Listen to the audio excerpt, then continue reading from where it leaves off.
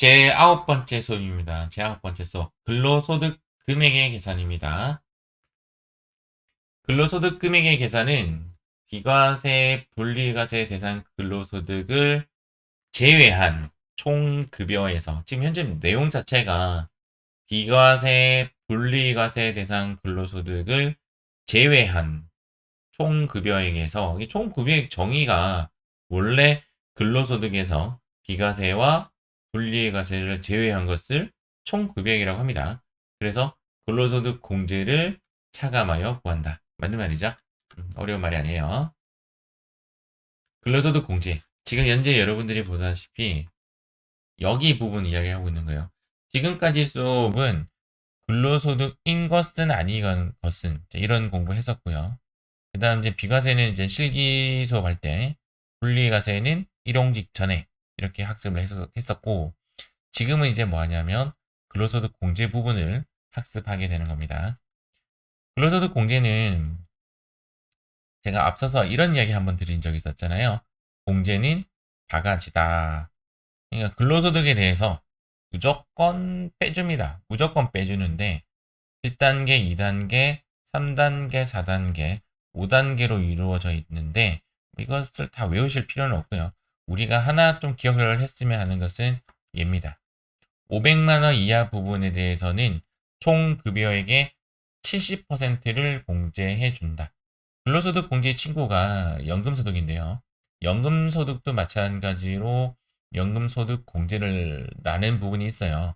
그래서 근로소득은 총 급여액의 70%고 500만 원 이하 부분에 대해서 연금소득 공제는 350만 원 이하 부분에 대해서는 곱하기 100%입니다. 퍼센트로 봤을 때는 얘는 70%, 연금소득 공제는 100%입니다. 금액은 다르죠. 얘는 500만 원이고 얘는 350만 원이고 500만 원 이하 부분에 대해서는 총 급여액의 70%를 공제해 준다. 과거 이 객관식 문제에서 한번 나온 적이 있어요. 그래서 근로소득 공제는 500만 원 이하 부분에 대해서는 70% 공제해 준다. 나머지는 이제 올라가면 올라갈수록 공제 금액이 공제 퍼센트가 점점 작아지잖아요.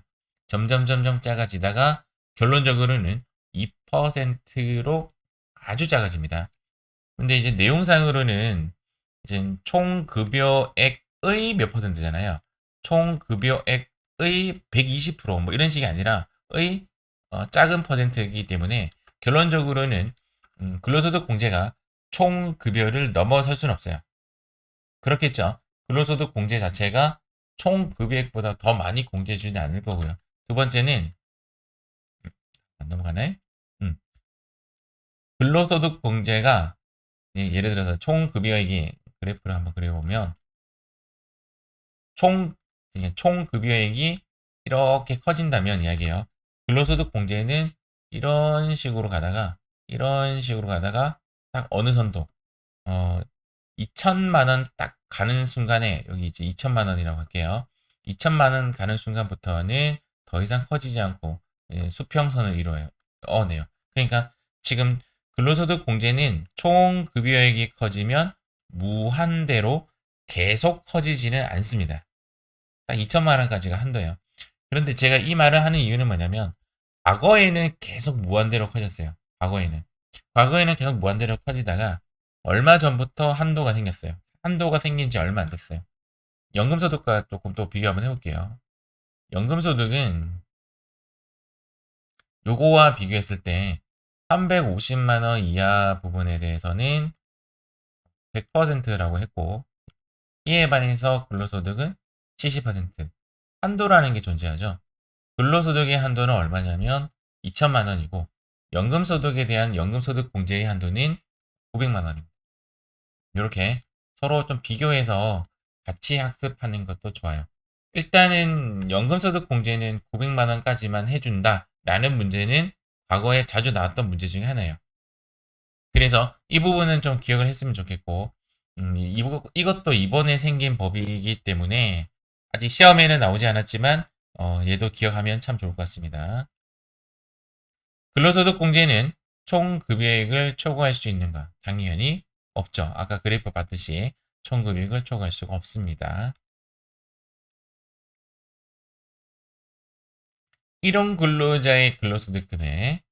일용 근로자는 하루 15만 원을 공제하여, 여기서 말하는 이 15만 원은 뭐냐면 앞서서 배웠던 근로소득 공제예요.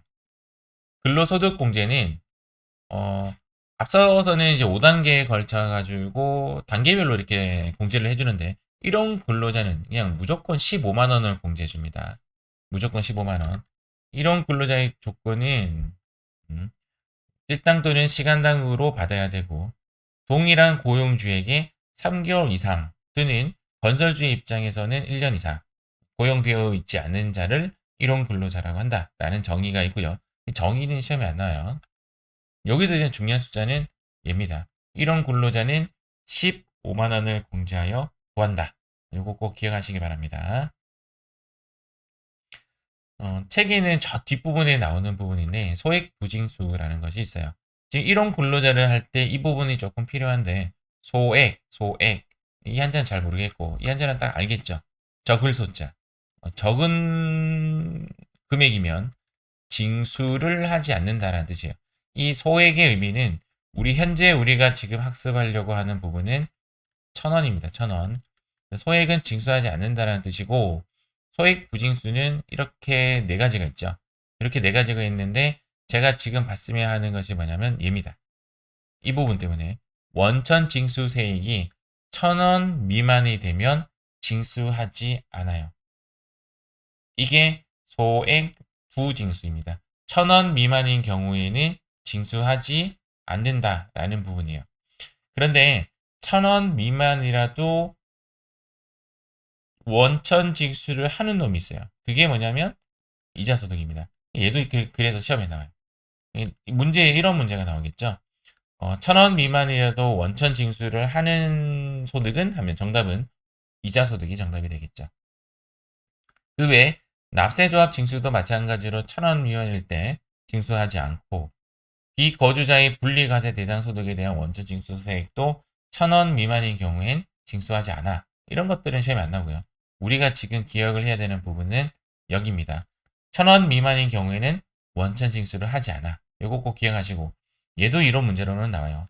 지금 현재 우리가 공부하는 파트랑은 상관이 없지만 중간 예납세, 우리가 이제 1월부터 6월을 중간이라고 하고, 이 중간을 언제 납부하냐면 11월 30일까지 납부하도록 되어 있습니다. 11월 1일부터 11월 말까지. 이것이 얼마 미만인 경우에 30만 원 미만인 경우에는 징수하지 않는다라고 합니다. 소득세나 부가세는 똑같아요. 부가세도 중간 예납이라는 것이 존재하죠. 그것도 마찬가지로 30만 원. 소득세도 마찬가지로 30만 원은 징수하지 않습니다.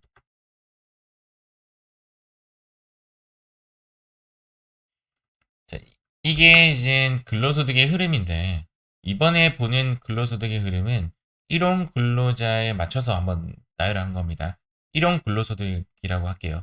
일용 근로소득은 비과세 분리과세, 얘 자체가 분리과세예요. 분리과세고, 여기서 출발을 한번 해보겠습니다. 일용 근로소득은 근로소득 공제 15만 원을 하고, 종합소득 공제 4가지를 하지 않고 바로 곱하기 세율을 하는데, 세율이 몇 퍼센트냐면 8단계의 초과 누진세율로 적용하는 것이 아니라 6% 단일 세율로 그냥 계산을 합니다. 그럼 예를 들어서 뒤에 뭐 계산 문제는 나오지만 20만 원이라고 친다면 15만 원을 빼고, 근로소득 공제에서 빼고, 이런 이야기예요. 빼고 여기 5만 원에 몇 퍼센트를 곱한다? 6%를 곱한다. 여기까지 나오는 거죠. 그러면 산출세액이 나와요. 그럼 산출세액에서 55%를 공제해 줍니다. 55%라는 말은 그림으로 본다면 여기까지가 딱 반이겠죠. 50%와 이 세금이에요, 세금. 50%라고 간주한다면 여기까지. 55%가 여기까지겠죠. 여기까지가 빠져나가서 45%만 과세가 돼요. 이런 개념이죠. 15만 원 빼고 거기에 6%를 곱해서 거기에 45%만 과세를 한다라는 뜻인데, 시험에는 55%라는 숫자를 기억해야 돼요. 우리는 그냥 45%만 과세한다 이렇게 알면 되는데, 시험에는 몇 퍼센트를 공제해 주는가, 이런 문제가 나오는 거죠. 그래서 답은 55%를 공제해준다. 여기서 나올 수 있는 문제의 답은 뭐냐면 15만원 문제 나오고요. 6%는 시험에 나오고 55% 시험에 나오고 이 세 가지 숫자 다 기억하시기 바랍니다. 이번에는 근로소득의 수입 시기로 넘어가도록 하겠습니다. 근로소득의 수입 시기.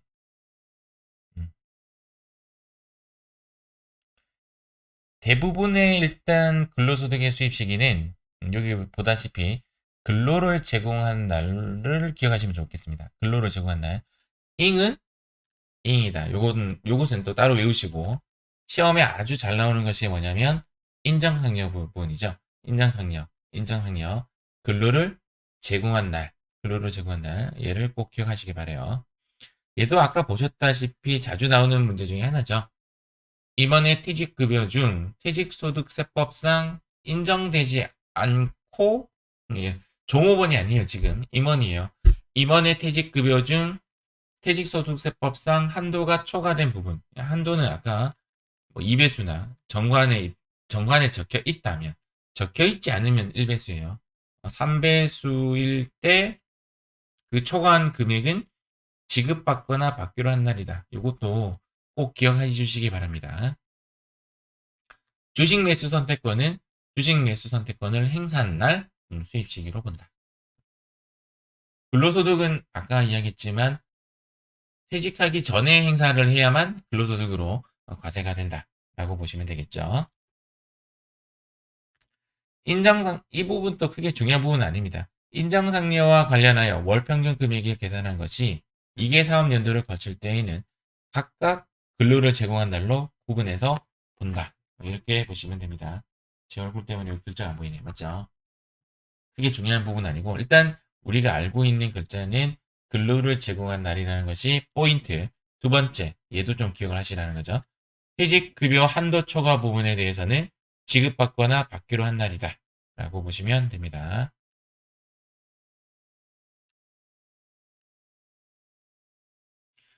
여러분들 프린터에는 이렇게 네모 한 칸이 있기 때문에 네모 한 칸을 좀 채워넣는 것도 학습하는 데 도움이 돼요. 원천 징수한 소득세는 이제 우리가 흔히 말하는 원천세 신고에 관련된 겁니다. 원천세 신고라는 말은 뭐예요? 내가 근로소득을 지급했을 때 직원에게 모든 돈을 주는 것이 아니라 일부는 내가 원천 징수하죠. 그 원천 징수한 것은 소득세와 지방소득세도 있고 그리고 4대 보험도 있죠. 산재보험을 제외한 4대 보험. 그러니까 국민연금, 고용보험, 건강보험 이런 것들을 원천 징수했다라고 하고 그 중에 소득세는 이야기입니다. 소득세는 다음 달 10일까지 얘가 포인트입니다. 다음 달 10일까지 우리가 시험에 나오는 부분은 거의 다 월별 납부자입니다. 월별 납부자는 다음 달 10일까지 신고하도록 되어 있고 반기별 납부자는 이제 반기마다 내는 거죠. 1월부터 6월 것을 7월 10일 날 또는 7월부터 12월까지를 1월 10일까지 신고, 납부하는 것을 반기별 납부자라고 합니다. 반기별 납부자는 7월, 1월 10일까지 원천 징수 이행 상환 신고서를 하고 원천세 신고할 때 적는 서식 이름이 원천 징수 이행 상환 신고서입니다. 원천 징수 이행 상환 신고를 하고 납부하여야 한다. 이렇게 기억하시면 됩니다. 근로소득 원천 징수 시기의 특례. 과거에는 제가 이거 시험에 안 나온다고 CX라고 했던 N데 시험에 나왔습니다. 그래서 제가 그 부분을 삭제를 했어요. 근로소득 원천 징수 시기 특례. 1월부터 11월분을 지급하지 않으면 1월부터 11월분을 지급하지 않으면 12월 31일까지 신고하도록 되어 있습니다. 그러니까 다시 12월 31일 날 급여를 지급받은 것으로 보고 이때 원천 징수를 해야 돼요. 12월분을 지급하지 않으면 2월 말일 날 12월분을 지급하지 않으면 2월 말일 날 지급한 것으로 본다. 이렇게 보는 거죠. 얘가 이때 원천 징수를 하는 시기라는 거죠. 이때 원천 징수를 하면 매월 납부자는 다음 달 10일까지 신고 납부하시면 돼요. 1월부터 11월까지 지급하지 않으면 그때 시험이 얘가 나왔는지 정확하게 모르겠어요. 우리가 급여를 지급 안 할 수도 있잖아요. 어떠한 사유로 급여를 지급하지 않게 되면 1월부터 12월분까지 계속 지급을 하지 않으면 실제적으로 1월달 거를 2월달 지급하면 2월에 지급한 것으로 보면 되는데 계속 지급하지 않았다면 지급하지 않았다 하더라도 12월 말일날 지급한 것으로 본다. 이런 거고 12월 달을 지급하지 않으면 12월에 지급한 것으로 본다. 이렇게 보는 것이 아니라 다음해 2월 달에 지급한 것으로 본다. 이런 이야기입니다. 얘네들은 시험에 안 났어요. 얘네들은 시험에 안 났고 이거 두 개 중에 하나가 시험에 난 적이 있습니다.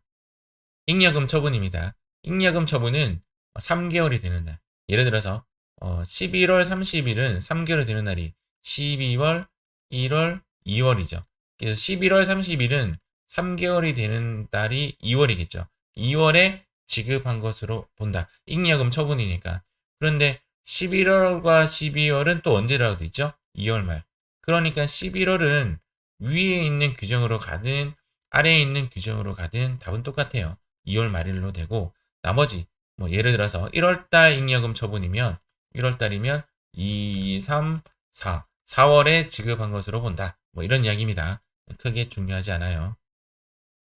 인정상여 부분은 법인세 과세 표준을 신고하는 경우에는 신고한 날. 정부가 만약에 신고를 너무 안 하면 신고를 하지 않으면 정부가 거꾸로 때려버리죠. 그것을 뭐라고 하냐면 결정 경정이라고 하는데 정부 결정 경정하는 경우에는 소득금액 변동 통지서를 받겠죠. 맞죠? 우리가 받은 날 원천 징수하는 시기로 본다. 그렇게 보시면 됩니다. 크게 중요하지 않으니까 그러려니 하고 넘어가도 됩니다. 여기가 중요합니다. 여기가 출제된 문제 유형 보도록 하겠습니다. 소득세법상 일용 근로자의 근로소득 공제액은 얼마인가? 15만 원이었죠?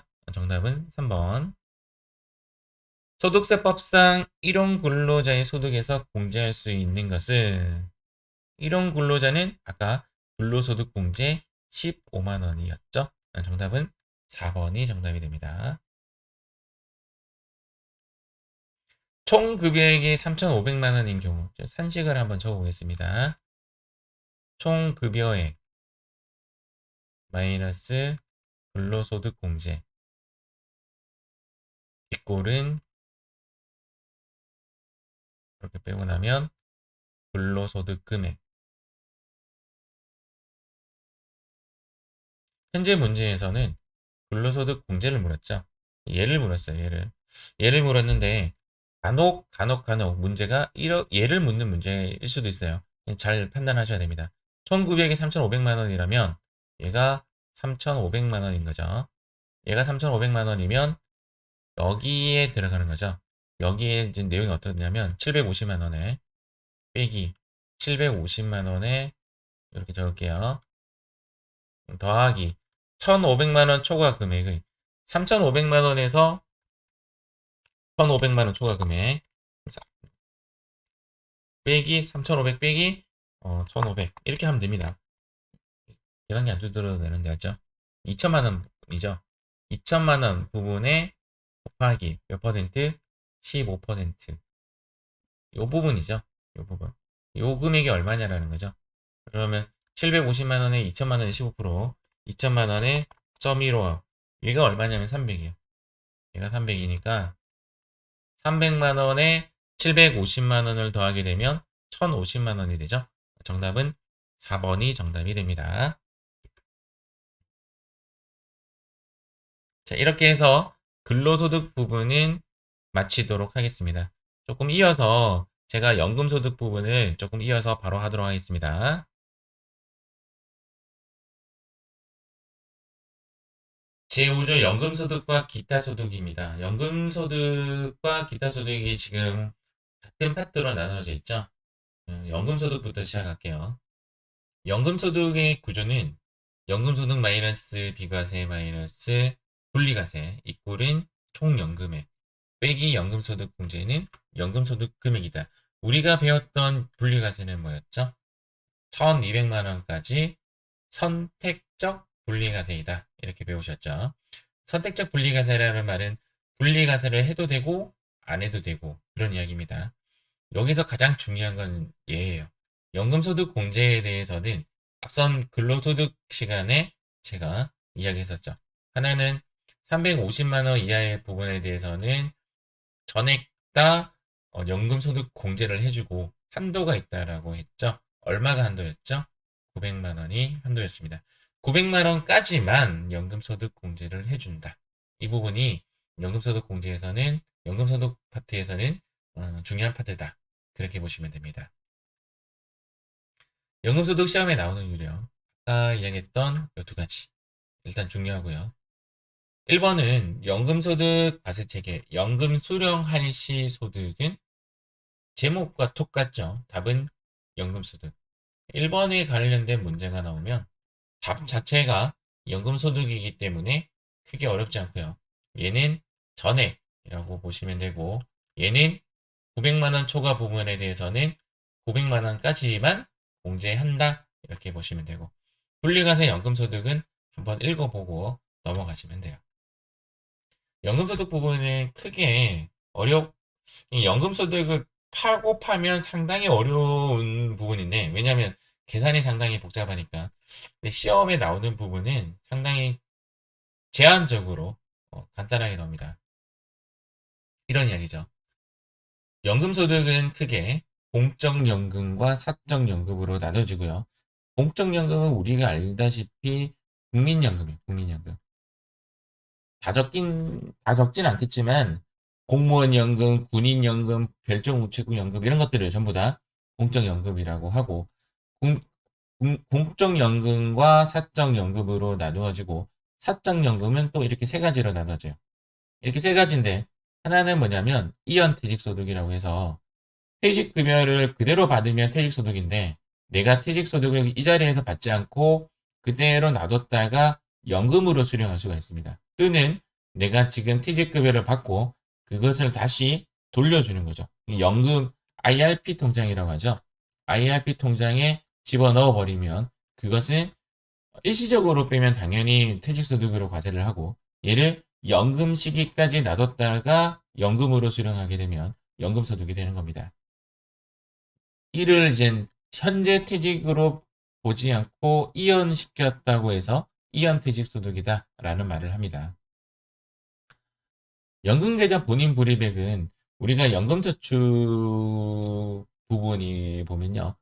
연금저축에 보면 내가 그 400만 원까지 그 세액 공제가 되죠. 연말정산할 때. 그 부분을 이야기하는 것이다 라고 보시면 돼요.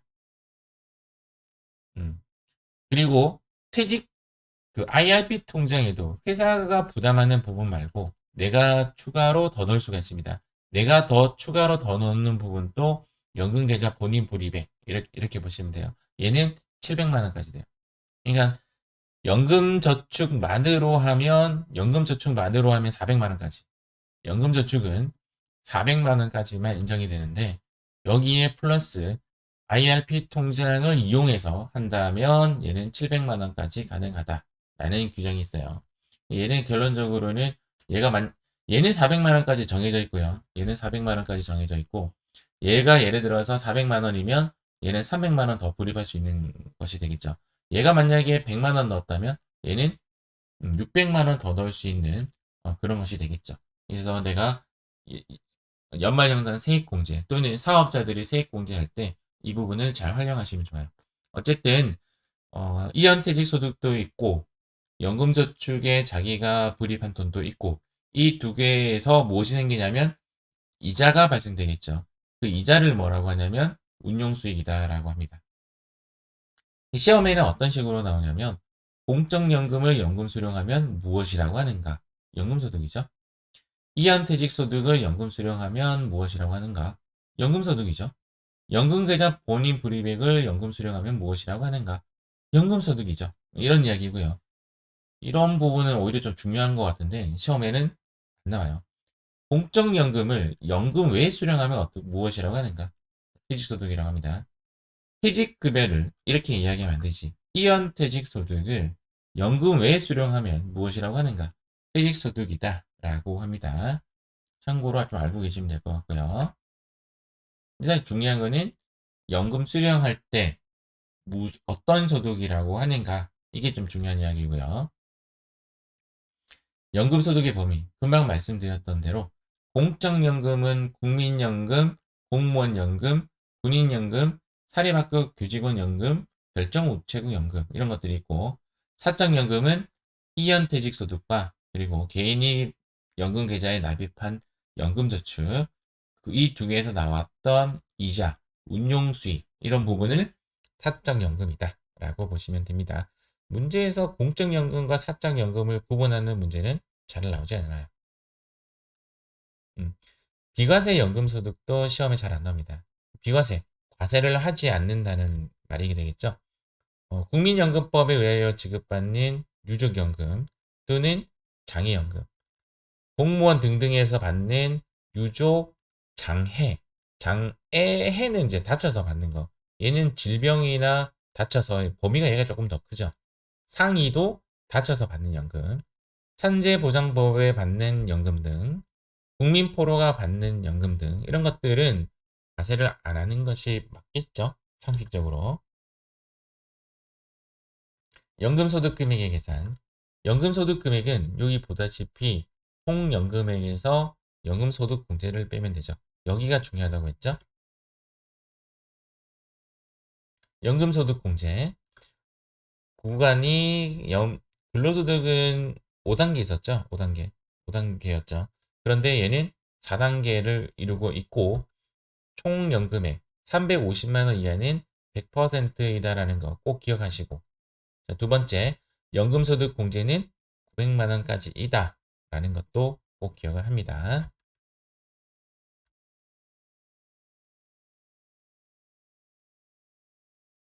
연금소득 금액의 계산, 분리과세의 연금소득, 연금 수령하는 퇴직소득과 의료 목적, 천재지변 등 부득이한 사유로 연금 계좌에서 인출하는 연금소득 및 그 밖의 사적 연금소득으로서 1,200만 원 이하인 경우에는 분리과세가 선택이 가능하다.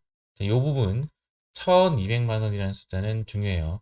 그래서 사적 연금은 분리과세가 가능한데 1,200만 원 이하인 경우에는 내가 선택 분리과세를 해도 되고 종합과세를 해도 된다. 이렇게 보시면 됩니다. 자, 이 부분 꼭 기억하시기 바래요. 1,200만 원까지는 분리과세가 선택이 가능하다.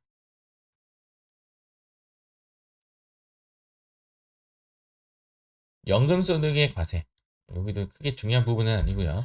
공적연금은 근로소득 간이세액표에 의해서 원천 징수하고, 근로소득도 마찬가지로 근로소득 간이세액표에 의해 원천 징수하고, 얘는 연금소득 간이세액표라는 것이 있어요. 연금소득 간이세액표 어떠한 표를 보고 원천 징수하고, 사적연금은 그냥 3에서 5%를 원천 징수한다 라고 되어 있습니다. 이 부분 별표. 공적연금은 다른 소득이 없다면 연말정산이라는 걸 1월달에 합니다.